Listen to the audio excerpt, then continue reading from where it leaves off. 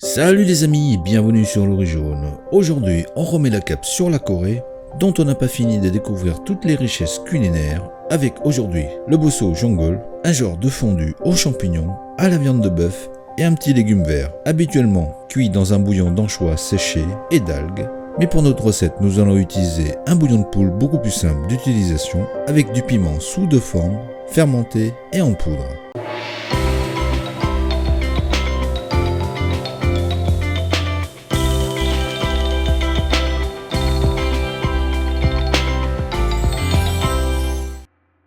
Il nous faudra pour cela de la viande de bœuf, comme d'habitude le morceau de votre choix, un légume vert avec du pak choi, des champignons, et là le choix est vaste. Pour notre part, il y aura des pleurotes du panico ou erengi que l'on trouve facilement dans des épiceries asiatiques, des shiitake, des champignons de Paris, des champignons bruns, des chanterelles, c'est la saison, et des enoki qui n'a pas voulu se faire prendre en photo, de la cébette, de l'ail, du gochujang, qui n'est ni plus ni moins qu'une pâte de piment coréenne fermentée. Il nous faudra aussi du piment en poudre, gochujang, de la pâte de soja fermentée, le doenjang, de la sauce de soja, de l'huile de sésame et de bouillon de poule.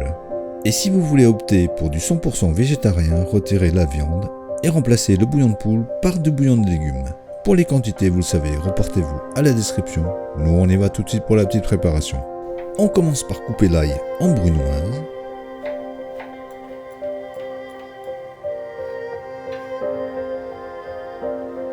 Émincer la viande de bœuf.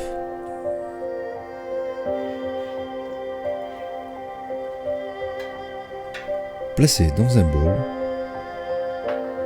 On y ajoute une demi-cuillère à café d'ail, 2 cuillères à soupe de sauce de soja, et une cuillère à soupe d'huile de sésame. Bien mélanger, puis on réserve au frais.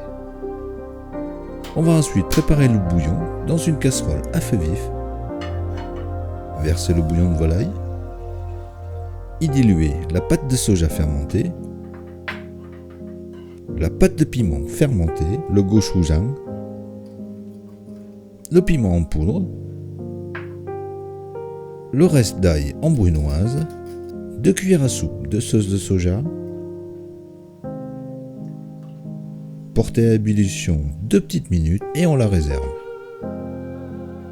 On découpe ensuite la branche de cébette en tronçons de 8 cm environ, retailler dans la longueur les plus gros morceaux, et on émince l'équivalent d'une cuillère à soupe la partie la plus verte, c'est juste pour la garniture, et on réserve.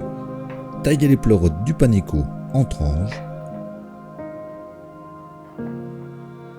les disposer dans une poêle.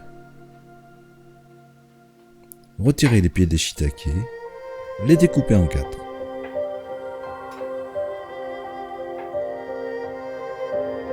Et les disposer aussi dans la poêle. Pour les chanterelles, on retire tout simplement les pieds. Les champignons de Paris en 4 aussi.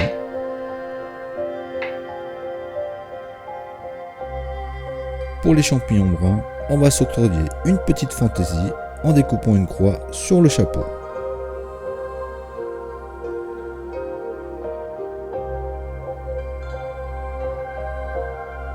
On termine avec les enoki en retirant là aussi les pieds. On coupe le pak choi en 2 et on le dépose au centre comme pour former un lit. Et on n'oublie pas les tronçons de cébette.